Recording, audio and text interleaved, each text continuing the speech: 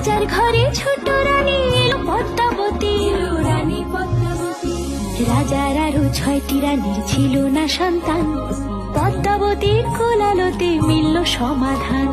বছর যেতে জন্ম নিল 7 ছেলে 1 মেয়ে, হয় খুশির আকাশ হঠাৎ কালো মেঘে গেল ছেয়ে। হিংসেতে যায় জ্বলে পুড়ে বাকি 6টি রানী, যুক্তি করে ঘটায় ওরা 7 কুমারের হানি। সুযোগ মতো 7 ছেলেকে মাটিতে দেয় পুঁতে, বাঁচে একা পারুল ওরা পায় না তাকে ছুতে। ধাইমা বাজায় সেই মেয়েকে বড় করে তোলে, 7 ভাইকে পায় যে পারুল 7টে চাপা ফুলে। এত কিছুর পরেও রাজার বিপদ যে কাটে না, সূর্য নগরে সুখের সূর্য আর ওঠে না। হিংসা বিবাদ বিচ্ছেদ আর প্রেমের কাহিনীতে পারুল বোন কি পারবে 7 ভাই চম্পাকে জাগাতে।